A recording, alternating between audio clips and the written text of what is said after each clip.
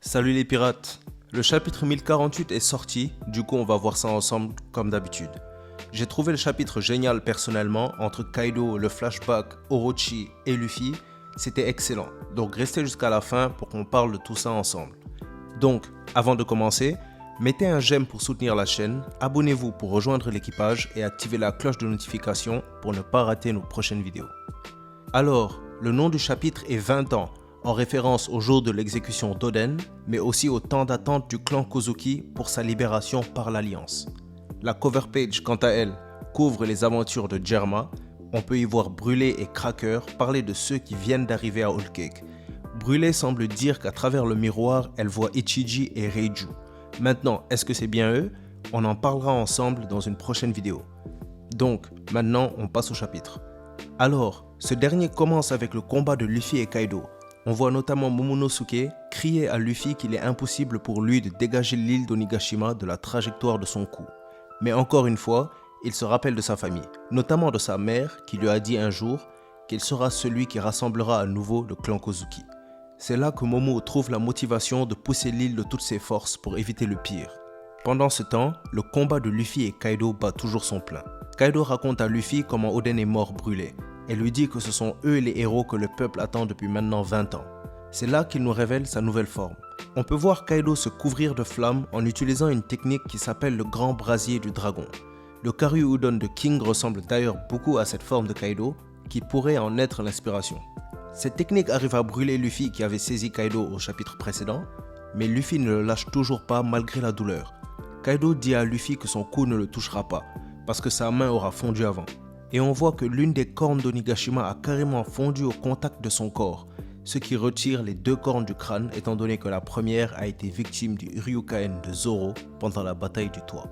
Mais Luffy se rappelle de son entraînement avec Yogoro à Udon, avant de dire qu'il n'a pas besoin de toucher Kaido pour le vaincre.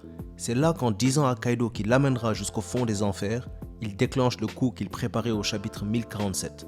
La technique s'appelle le Gomu Gomu no Bajrang, en référence au dieu des singes de la mythologie hindoue, aussi connu sous le nom d'Hanuman.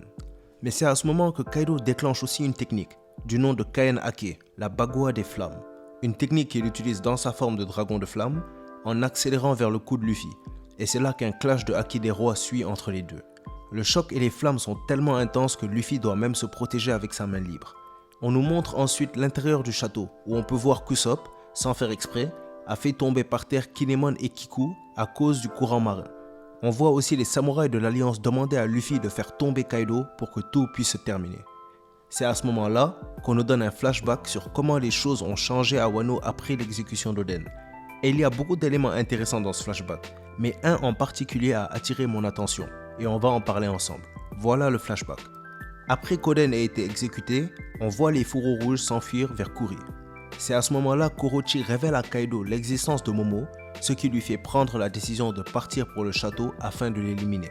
Et c'est donc ce qui a mené à la rencontre entre Momo et Kaido. Sur sa route pour le château, les habitants de Wano ont tout fait pour l'arrêter, mais Kaido a tué tous ses opposants sans aucune hésitation. À ce moment-là, Orochi l'aidait en demandant à ses serviteurs d'éliminer ceux qui se mettaient en travers de son chemin. Voilà la partie qui porte du mystère. Après avoir informé Kaido de l'existence de Momo, Orochi reçoit l'information que la femme d'Oden est morte à Bakura Town. Voilà la question qui est importante à se poser.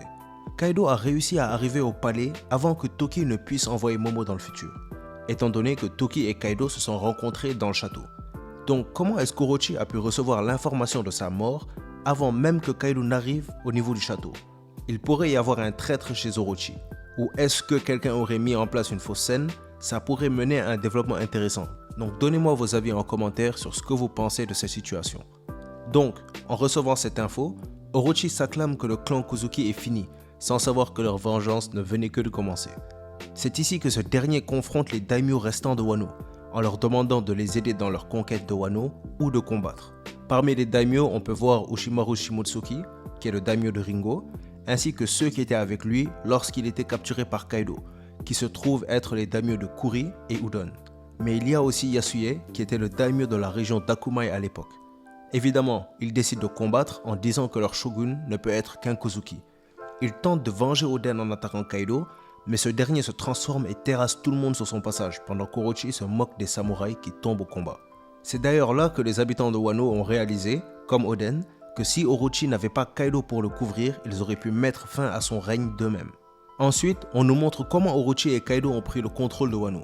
Ils forçaient au travail tous les jeunes qui pouvaient travailler dans leurs usines d'armes, capturaient des pères de famille de force pour les réduire à l'esclavage, ont volontairement conduit les déchets de leurs usines dans les rivières, ce qui rendait l'eau imbuvable et inutilisable, ce qui a alors conduit à des sécheresses, ne permettant pas de cultiver et donc de se nourrir, ce qui a causé la famine à Wano.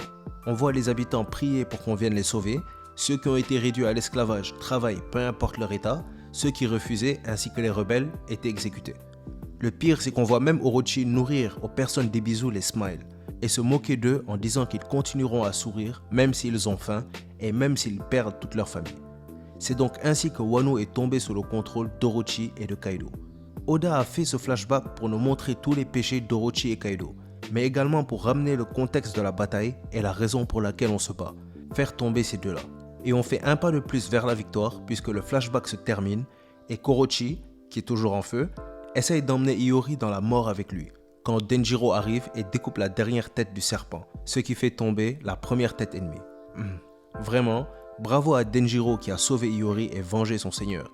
On n'aura plus jamais à vivre le supplice de voir le visage d'Orochi, et ça n'a pas de prix. Maintenant, il ne reste plus que Kaido, qui devra selon moi aussi mourir. On parlera de par qui, pourquoi et comment dans les prochaines vidéos. On revient donc maintenant à Luffy et Kaido. Mais juste avant, l'auteur nous permet de lire certains des vœux écrits sur les lanternes des habitants, qui concernent tous d'ailleurs la libération de Wano. Des vœux comme pouvoir boire de l'eau potable et être libéré de cet enfer. C'est là que dans le dernier panneau du chapitre, on peut voir Luffy et Kaido entrer en collision dans un choc final de Haki des Rois. C'est ici que le chapitre se termine, l'étape finale de la bataille pour libérer Wano commence enfin. En plus, il n'y aura pas de pause la semaine prochaine. On peut donc s'attendre à du lourd pour le chapitre 1049 qui couvrira sûrement le combat entre Luffy et Kaido pour nous rapprocher de la conclusion de l'arc. Mais il reste encore beaucoup de situations que l'auteur doit éclaircir avant la phase finale, comme par exemple la situation de Zoro, le rôle de Zunesha, les bombes présentes sur l'île, le rôle du CP0, l'évacuation de l'île, etc., etc.